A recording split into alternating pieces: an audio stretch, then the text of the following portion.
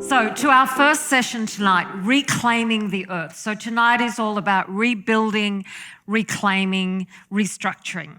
The depth of the environmental crisis we face is a warning that we need to pay more attention to nature. But the question becomes, how do we do that when new technologies that we all love and scientific progress is everywhere and dominates our lives? First up, we're going to cross to Paris to hear from Daria de Beauvais, the senior curator of the Reclaim the Earth exhibition, which will run at the Palais de Tokyo in Paris from April to September of this year. Will we be able to go? I don't know. So, Daria de Beauvais is, I hope, on a video from Paris. Hello, I'm Daria de Beauvais, Senior Curator at the Palais de Tokyo in Paris, and I'm very happy to talk to you tonight to introduce briefly the project Reclaim the Earth. Reclaim the Earth is a collective exhibition, a public program, and a publication that will take place at Palais de Tokyo from April 15th to September 4th, 2022. This project is about artists, 14 artists, mostly non-Western, who use natural material both as an inspiration, a medium, a research material, but above all as a tool and a political tool in an ecofeminist and post-colonial context. I have two scientific advisors who have helped me develop this project, which has been a research of 2 years, Léolie Eshwagi and Ariel Saleh, with whom I've been able to exchange regularly and who were really a great help to help me dig into this subject. The 14 artists, 5 of them are from Australia: Megan Cope, Dee Harding, Judy Watson, Ioannis Karsi, and Caribbean Film Collective. And it's been a joy to discuss with them, to meet in Australia for some of them, to meet over Zoom for others, as the pandemic has been around us for 2 years now. And this project will develop as an exhibition, as I was saying, also a publication with several commissions to international writers, including Australian ones, and a public program, talks, symposium, performances, special projects. This project is also about joining forces. Reclaim the Earth is about reclaiming the earth or the land literally. It's about reclaiming one's own identity. It's about reclaiming one's sovereignty in terms of relationship to the country. This title is inspired by the very first collection of ecofeminist writings published in the US in 1983. And most of these texts, when you read them today, are so contemporary and still so valid in terms of fights towards a relationship to the land, to ecology, to climate change, but also a relationship to indigenous knowledges and relation to country. This idea of caring for country, which is quite difficult to translate in French, but which I feel is very meaningful and has been a huge inspiration for me to develop this project. Thank you very much.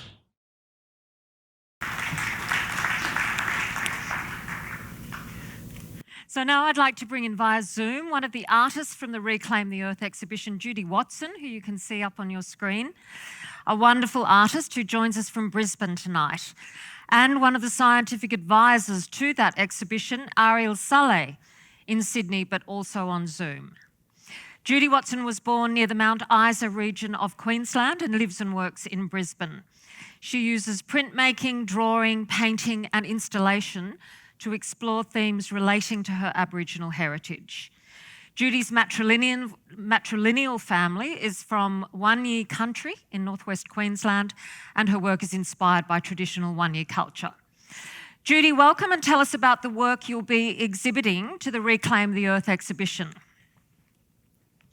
Hi. Hi. Thank you, everyone. Oh, I can see you. Would somebody like to put the slides on for me? So Judy's got a series of slides of some of the work that... Is this the work you're working on for the exhibition or work you've already done?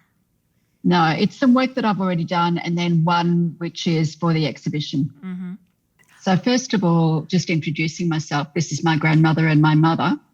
And one year language, that's our country, Northwest Queensland. So Bootjamulla, Lawn Hill Gorge flows through that area. And one year country is cut by the Northern Territory and Queensland borders. So then if we go to the next slide. So this is Bootjamulla, Lawn Hill Gorge, and it's one of the places that I talk about as being the source for my work in terms of knowing that it's our country up that way. My grandmother was born on Riversley Station, which is important for the study of paleontology or fossils. And in fact, in Sydney at the Australian Museum, there's a huge deposit of fossils from that country there. She grew up there and then was taken away running by her mother, Mabel Daly, to another property to escape police and other things happening on the station, and then started working from the age of 5 or 6 on other stations. So some of the work that I'm making talks about some of the river systems up in northwest Queensland. This water is incredible water known as dinosaur water because it's so ancient by the time it comes from the Barkly Basin and comes up through these little hairline fissures within the cracks in the limestone. By the time it gets up to the top and pops up, it's the same water that dinosaurs have been drinking from. So it's that ancient. We'll go to the next slide, thanks. This is just some of the country around there. I recommend everybody going there because it's a very, very beautiful part of the country. You can see very, very sort of red, dry areas around it, and then you drop down into this beautiful subterranean watered gorges. Next one. And just to talk about some of the things that I've been working with over the years, including scientific graphs. This is part of a series called Heron Island Suite, and that's looking at sea surface temperature rising and the feeding patterns of the noddy terns and other birds by various artists who are at Heron Island, and looking at the collision between climate change, sea surface temperature rising, acidification of the ocean, coral bleaching, etc., and how that affected bird species on the island. And then we'll go to the next one. And this is some of the works that I've made looking at things like string making, which is a really important part of Aboriginal culture, over the top of drawings I made of melting bodies of water in Japan.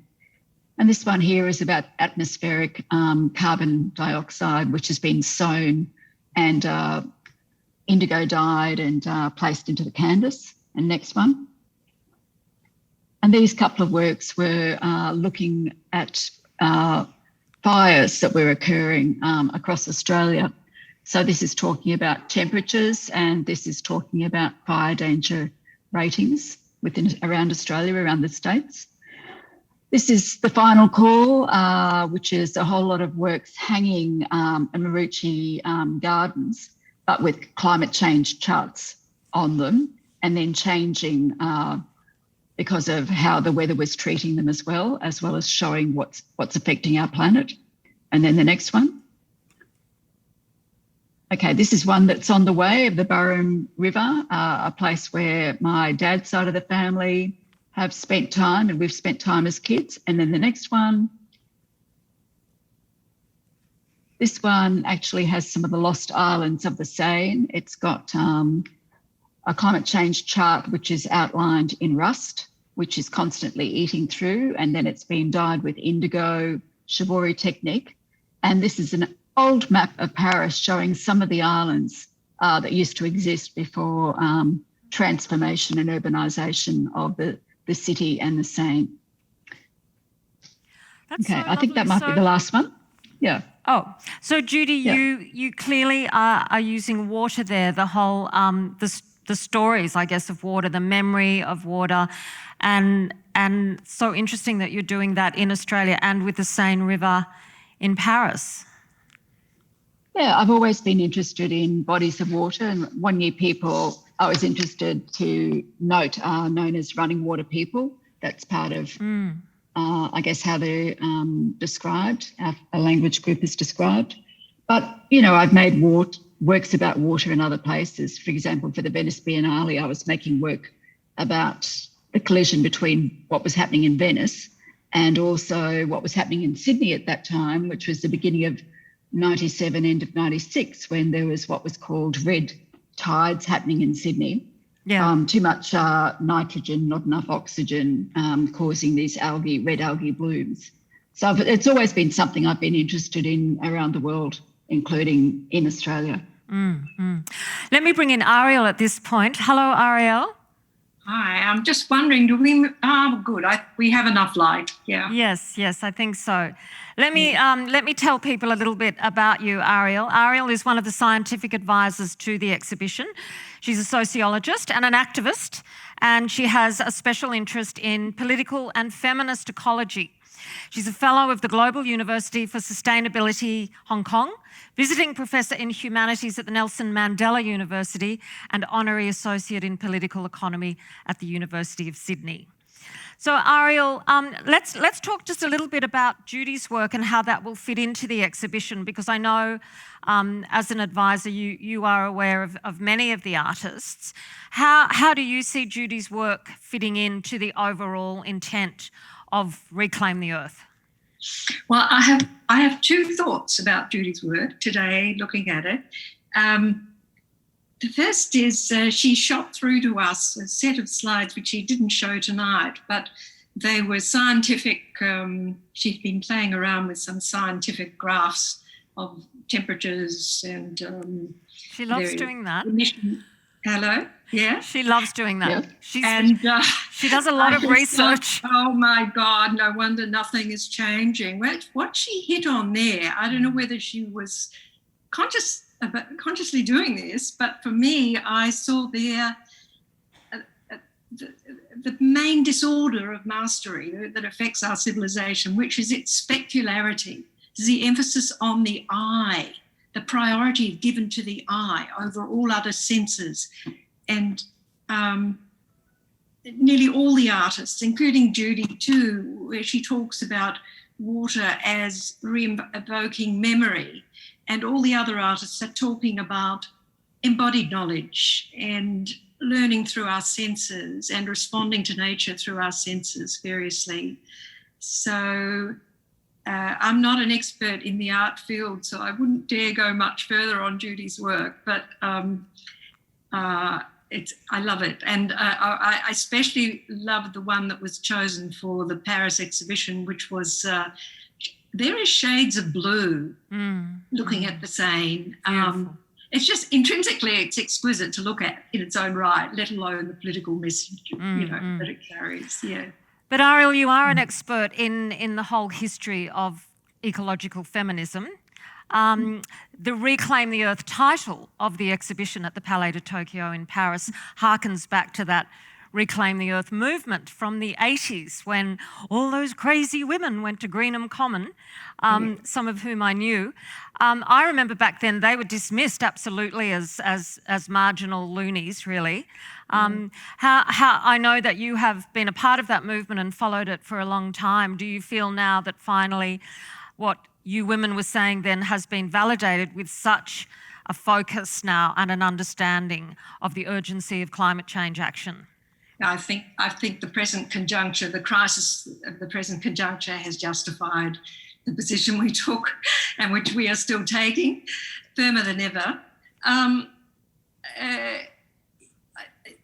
Climate, it's climate, it's biodiversity loss, it's horrors of technology like genetic engineering and radioactivity, toxics, and you name it. And but the rise of new ecological feminist movements around the world is just astonishing. And to give you a few examples, Action Ecologia in Ecuador, a brilliant rural-based group of women who took up the cause of ecological debt, which they said was owed to their land and their people from the colonial era, and is still owed. In fact, is made worse by World Bank aid loans and the interest payments that they have to make. Then there's women in China who are, despite everything you read and hear about China, the women at the grassroots are returning to traditional organic agricultural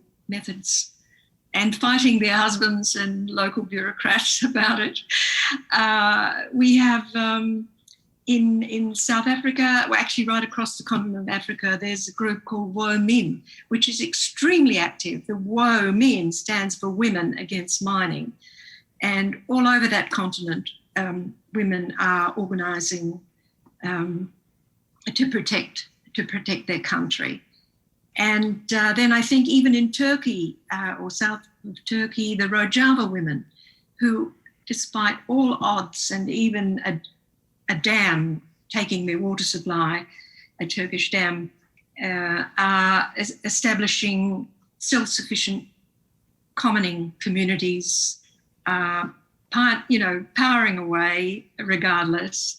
Now, in the EU, it's a mixed bag, and there are some young women, for example, connected with the degrowth movement, which is an extremely important movement of criticism of global extractivist economics. But many of them actually come out of economics. They don't think very culturally, and they're putting great emphasis on care labour, and possibly on wages for care labour in the home, which is kind of collapsing back into the Eurocentric way of thinking. So that's a group that's kind of halfway there and needs encouragement and, to broaden it out. Now, what else did you ask me? I just wanted to bring Judy back in at that point. So, Judy, do you feel that you are a part of that global movement of women, and in your case, women artists, who are, I guess, in your case, because I know you do so much research, embarking in a different sort of research, which is coming up with different forms of knowledge and different ways of approaching these problems we have?